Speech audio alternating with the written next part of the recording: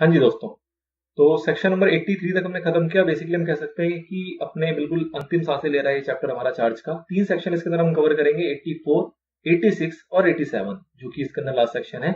इन तीनों के बाद हमारे चैप्टर पूरा पूरा रैप अप हो जाएगा। फिर बात तुम्हारे पास रह जाएगी एमसीक्यू की और केस स्टडी वाले सवालों की। चलिए, तो 84 की बात करते हैं। सबसे पहला 84 जो सेक्शन है वो बात करता है intimation of appointment of receiver और मैनेजर। मतलब क्या हुआ इसका कि जो हमारा चार्ज होल्डर है उसने सपोज करो अपॉइंट कर लिया रिसीवर को या मैनेजर को। मतलब कि उसके जो पैसे थे वो रिकवर नहीं हो रहे थे, ठीक है। तो जो उसको पैसे मिलने चाहिए थे वो नहीं मिले, उसके अंदर कोई भी डिफॉल्ट हो गया पेमेंट मिलने के अंदर। तो उसके अंदर उसके पास पावर है, किस चीज की पावर है कि वो अपॉइंट कर सकता है किसको, रिसीवर को या फिर किसको, मैनेजर को। कैसे पावर आ सकती है? तो पावर दो सिचुएशन में आ सकती है। नंबर वन कि भैया उसके पैसे नहीं मिले, उसने कहीं पे कंप्लेन किया कोर्ट में कहीं से, और कोर्ट ने ऑर्डर दे दिया कि तुम अपॉइंट कर लो रिसीवर, और जो भी तुम्हारा चार्ज वाली एसेट थी उसका जो भी बेचना बाचना करके अपने पैसे वसूल लो। ठीक है जी, किसने ऑर्डर कर दिया? कोर्ट ने। तो कोई भी उसके पास ऐसा ऑर्डर है, नंबर वन। नंबर टू कि जो उसका इंस्ट्रूमेंट बना था बोरिंग कंपनी के साथ चार्ज होल्डर का, उन्होंने इंस्ट्रूमेंट के अंदर भी ये चीज लिख ली थी कि भैया कल को अगर ऐसा डिफॉल्ट होता है तो चार्ज होल्डर को ये पावर मिलती है कि वो चाहे तो अपॉइंट कर सकता है, और अपॉइंट करने के बाद उसके साथ जो भी हरकत है उसको जो भी पावर मिली होंगी इस रिगार्ड में करके अपने पैसे रिकवर करा सकता है। तो दो तरीके से पावर मिल सकती है। नंबर वन इधर बाय ऑर्डर, और नंबर टू इधर इन इंस्ट्रूमेंट, इंस्ट्रूमेंट के थ्रू अगर उसको ये पावर मिली है। तो अब किसी भी सिचुएशन में उसको ये पावर मिली हो, चाहे ऑर्डर के थ्रू मिली हो चाहे इंस्ट्रूमेंट के थ्रू मिली हो, उसने क्या किया, रिसीवर को या फिर मैनेजर को अपॉइंट कर लिया। अब अपॉइंट कर लिया, अपना काम शुरू कर दिया, लेकिन वो सब तो ठीक है, भैया बता तो दो, इंटीमेशन तो दे दो। तो सेक्शन 84 बस इतनी बात कहता है कि आप अगर ऐसी कोई हरकत करते हो तो आपको इंटीमेशन देनी पड़ेगी। इंटीमेशन किसको देनी पड़ेगी? इंटीमेशन देनी पड़ेगी नंबर वन कंपनी को, और नंबर टू रजिस्ट्रार को। कंपनी को भी दोगे और रजिस्ट्रार को भी दोगे। जो इंटीमेशन दोगे वो कैसे दोगे? तो इंटीमेशन के अंदर आपको जो प्रिस्क्राइब फॉर्म यूज करोगे, ऑब्वियसली बात है, जो फॉर्म आपका आएगा CHG6, यहाँ पे फॉर्म CHG5 तक आपने पीछे लिख लिया था, CHG6 है जो कि बात करेगा इंटीमेशन वगैरह के रिगार्डिंग। तो वो जो CHG6 है उसके अंदर आप इंफॉर्मेशन दोगे। इंफॉर्मेशन जो दोगे उसके साथ वो अटैच करोगे। क्या अटैच करोगे? या तो आपका ऑर्डर, अगर ऑर्डर का सिनेरियो है, अदरवाइज इंस्ट्रूमेंट कि भैया ये इंस्ट्रूमेंट के तहत हमने ये अपॉइंटमेंट की है, या इस ऑर्डर के तहत ये अपॉइंटमेंट की है। ये दोनों चीजें आप दोगे किसको? कंपनी को भी, रजिस्ट्रार को भी। कितने दिन के अंदर दोगे? 30 दिन के अंदर दोगे। 30 दिन के अंदर किस चीज के? या तो ऑर्डर हुआ है तो ऑर्डर के 30 दिन के अंदर, या फिर अगर ऑर्डर नहीं हुआ, इंस्ट्रूमेंट वाला सीन रहा हो सपोज, तो इंस्ट्रूमेंट वाले सीन के केस में जब आपने अपॉइंटमेंट कर दी उन लोगों की, मैनेजर की या रिसीवर की, तो उस अपॉइंटमेंट के 30 दिन के अंदर अंदर आपको कंपनी को, रजिस्ट्रार को, दोनों को बताना पड़ेगा। रजिस्ट्रार क्या करेगा भैया? रजिस्ट्रार के बाद जैसी जानकारी आती है वो तो फटाफट क्या करने लग जाता है? रजिस्टर करने लग जाता है। रजिस्टर का मतलब कि जो उसके पास इंफॉर्मेशन है उसको वो रिकॉर्ड कर लेगा अपने रजिस्टर के अंदर, उसको लिख लेगा तमीज से। ठीक है जी, ये काम रजिस्ट्रार ने कर लिया। अब वो जो अपॉइंटमेंट थी वो हो सकता है अपॉइंटमेंट जब हुई हो, अपॉइंटमेंट का जो भी पर्पस था वो अचीव हो गया, अपॉइंटमेंट अब खत्म हो जाएगी। ऑब्वियसली बात है, अपॉइंटमेंट की गई होगी तो उसको बड़ी सी प्रॉपर्टी उसके अंदर उसको रिपेमेंट करानी है, तो अपना पार्ट ऑफ प्रॉपर्टी बेचेगा, रिकवर करेगा पैसा, इंटरेस्ट लेगा, सब कुछ सेटल कर लेगा। जब सेटलमेंट हो गई, जब आपका पूरा वो अपॉइंटमेंट का पर्पस अचीव हो गया, खत्म हो गया, तो उसके बाद जो अपॉइंटेड पर्सन होगा, मतलब जिसको अपॉइंट किया गया होगा, जो रिसीवर या मैनेजर जो भी है, उसने फिर उसके ऊपर लाइबिलिटी क्या है कि भैया जब तुम अपना काम खत्म कर लो तो फिर से इंटीमेशन दे देना। किसको इंटीमेशन दे देना? वही कंपनी को और रजिस्ट्रार को, जी हमारा काम खत्म हो गया और ये रही आपकी इंटीमेशन, हम चले आओ अपने घर।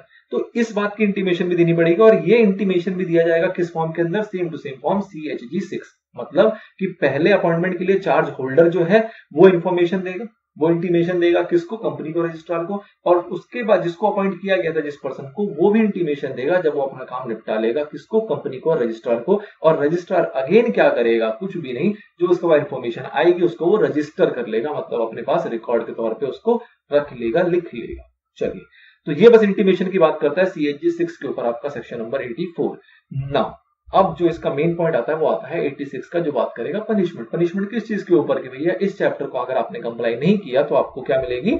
सजा मिलेगी। क्या सजा मिलेगी? तो कंपनी की अगर बात करें तो कंपनी के ऊपर पेनल्टी आपका 1 लाख रुपीज से लेकर 10 लाख रुपए तक, मतलब मिनिमम 1 लाख रुपए, मैक्सिमम जाएगा 10 लाख रुपए की आपके ऊपर पेनल्टी लगाई जा सकती है। डिफॉल्टिंग ऑफिसर की बात करें तो भैया आपको जेल हो सकती है, जो जेल होगी वो होगी मैक्सिमम 6 महीने की, और आपके ऊपर पेनल्टी लगाई जा सकती है, फाइन लगाया जा सकता है, जो कि होगा मिनिमम 25,000 रुपए से लेके मैक्सिमम 1 लाख रुपए तक। और क्या आएगा?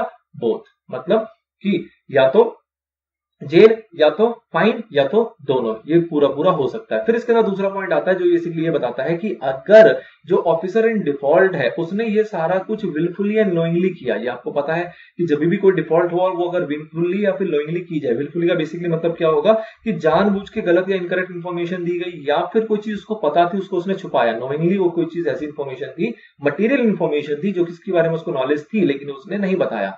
तो अगर इस तरीके का फ्रॉड पाया जाएगा तो उसके ऊपर क्या लग जाएगा, आपका सेक्शन नंबर 447, जो कि हर ऐसी सिचुएशन में लगते आ रहा है और आपको इसके बारे में अच्छे से पता है, तो वो सेक्शन में अप्लाई हो जाएगा और उसके अकॉर्डिंग उसको सजा मिलेगी। नाउ लास्ट सेक्शन आपका आता है सेक्शन नंबर 87, जो बात करता है rectification by central government in register of charges. अब रजिस्टर ऑफ चार्जेस जो रजिस्ट्रार ने बना रखा है उसके अंदर रेक्टिफिकेशन हो सकती है किसके द्वारा, सेंट्रल गवर्नमेंट के द्वारा। अब किस प्रकार से रेक्टिफिकेशन हो सकती है उसको जरा समझो। अब इसमें बेसिकली क्या है, दो सिचुएशन है। नंबर वन सिचुएशन जो मैंने आपको बताया था सेक्शन 82 के टाइम पे, 82 के टाइम पे मैंने आपको क्या बताया था कि जब आप पेमेंट कर दोगे, जब अपने चार्ज को सेटिस्फाई कर दोगे तो आपको इंटीमेशन देनी होती है। किसको इंटीमेशन देनी होती है, रजिस्ट्रार को, कि हमने पेमेंट कर दी। टाइम लिमिट था 30 दिन और उसके बाद बात आई थी एक्सटेंशन में 300 दिन। आप भैया भूल ही गए, आपने पैसे चुका दिए, चार्ज खत्म कर लिया, गिरवी जो चीज थी उसको छुड़वा ली, लेकिन आप रजिस्ट्रार को बताना बिल्कुल ही भूल गए। अब जब बिल्कुल ही भूल गए तो उसके बाद सेंट्रल गवर्नमेंट के पास ये पावर है कि अगर आप एप्लीकेशन दो सेंट्रल गवर्नमेंट को कि भैया ये जस्टिफाइड रीजन था, इस वजह से मैं भूल गया, और सेंट्रल गवर्नमेंट को अगर सब कुछ ठीक ठाक लगेगा तो वो चाहे तो आपको एडिशनल टाइम इसके अंदर दे सकता है, स्पेसिफाइड एडिशनल टाइम आपको और दे दिया जाएगा जिसके अंदर आपको उस काम को पूरा कर लेना है। Number one. नंबर टू आता है, दूसरा डिफॉल्ट आता है कि जिसके में सेंट्रल गवर्नमेंट की जरूरत पड़ेगी। वो दूसरा डिफॉल्ट है कि कोई ओमिशन या मिस स्टेटमेंट हुआ है किसी भी पुराने फाइलिंग से रिगार्डिंग। पुराना फाइलिंग कौन सा होगा, जो आपने स्टार्टिंग से देखता है, चाहे सेक्शन 77 का हो, 78 का हो, 79 का हो, कोई भी हो, या फिर आपने 82 का देखा है, 83 का देखा है, कोई भी सेक्शन की किसी भी फाइलिंग के अंदर कोई भी ओमिशन या मिसस्टेटमेंट है अगर, तो उसको ठीक करने के लिए, क्योंकि वो अपने फाइलिंग तो कर दी रजिस्ट्रार के पास, रजिस्ट्रार ने उस इंफॉर्मेशन को अपने रजिस्टर में नोट भी कर लिया, लेकिन वो उसके अंदर तो गलत है। ये आपको बाद में पता लगा कि आपने रजिस्ट्रार को दे दी इन्फॉर्मेशन, लेकिन वो इन्फॉर्मेशन जो है वो तो क्या है, इनकरेक्ट है या मिस स्टेटमेंट है या कोई भी उसके अंदर गलती है, कोई भी भूल चूक है, तो उसको भी ठीक करने के ऑर्डर दे सकता है कौन, सेंट्रल गवर्नमेंट। लेकिन ये दोनों एक्टिविटी वो तभी करेगा जब उसके पास एप्लीकेशन जाएगा किसके द्वारा, कंपनी के द्वारा। अब यहाँ पे टर्म जो यूज हुआ है सेंट्रल गवर्नमेंट, इसको बेसिकली इस पावर को सेंट्रल गवर्नमेंट ने डेलीगेट कर दिया है किसको, रीजनल डायरेक्टर को। ये मैं आपको बार बार बता चुका हूं। अगेन वही चीज आती है कि भैया बिफोर डायरेक्टिंग जो डायरेक्शन देगा वो दो चीजों के लिए देगा। नंबर वन कि भैया एडिशनल टाइम दे दिया जाए, और नंबर टू जिसके अंदर बात आ रही थी कि रेक्टिफिकेशन के लिए।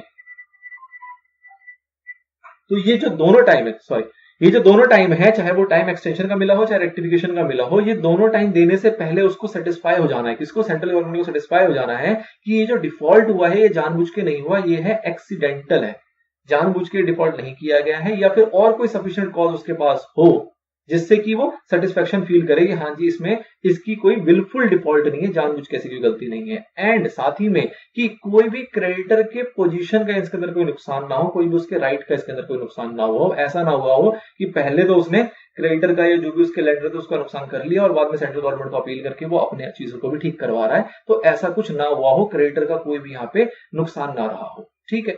तो उस केस में क्या होगा कि वो एप्लीकेशन देगा। एप्लीकेशन जो देगा वो किस फॉर्म के अंदर देगा, वो देगा CHG 8 के अंदर। किसको देगा, सेंट्रल गवर्नमेंट को देगा, मतलब रीजनल डायरेक्टर को देगा। फाइल कौन करेगी, यहाँ पे कंपनी फाइल करेगी विद जो भी उसका जस्टिफिकेशन होगा। अब इसके अंदर सिर्फ सेक्शन 87 नहीं आता, आपको देखा होगा आपने ऊपर, रूल 12 भी एप्लीकेबल होगा। Section 87 of the act and rule 12, ये दोनों के दोनों है जो इंपावर करते हैं सेंट्रल गवर्नमेंट को। कहीं ना कहीं बातें सेम ही है, कोई दिक्कत नहीं है इसके अंदर। ए पॉइंट, उसके बाद एप्लीकेशन आ गया। एप्लीकेशन आने के बाद अगर वो सेटिस्फाइड फील करती है तो वो क्या कर सकती है, नंबर वन डायरेक्ट कर सकती है रेक्टिफिकेशन के लिए। कौन सी रेक्टिफिकेशन, ओमिशन या मिसस्टेटमेंट किसी भी प्रीवियस फाइलिंग से रिलेटेड हो। अगेन प्रीवियस फाइलिंग में वही सारी बातें हैं जो आपने पीछे देखी है, जितनी भी फाइलिंग हुई है इस चैप्टर के अंदर, उन सारी फाइलिंग के अंदर अगर कोई भी दिक्कत हुई है तो उसको रेक्टिफाई करने का डायरेक्शन दे सकती है। और दूसरा डायरेक्शन किस चीज का दे सकती है कि भैया टाइम एक्सटेंड कर दिया जाए। किसके बारे में टाइम एक्सटेंशन है, ये टाइम एक्सटेंशन जो है वो सेक्शन 77 की रिगार्डिंग नहीं है, ये सेक्शन 82 के रिगार्डिंग है, जो बात करता है सेटिस्फेक्शन ऑफ चार्ज की, कि अगर वो फाइलिंग नहीं हुई है तो उसको एक्सटेंशन टाइम और दे दिया जाए। अगर उसने 300 दिन के अंदर भी फाइल नहीं किया है तो और एडिशनल टाइम दे दिया जाए। इस चीज की पावर रखती है कौन, सेंट्रल गवर्नमेंट, या कह सकते हैं रीजनल डायरेक्टर। चलिए, तो this is section number 87 and this is all your chapter number 6, जो कि हमारा पूरा रैपअप हो जाता है। अब लास्ट कंटेंट एक और बचेगा हमारे पास, जिसमें हम बात करेंगे MCQ की और case study related question answers की। चलिए।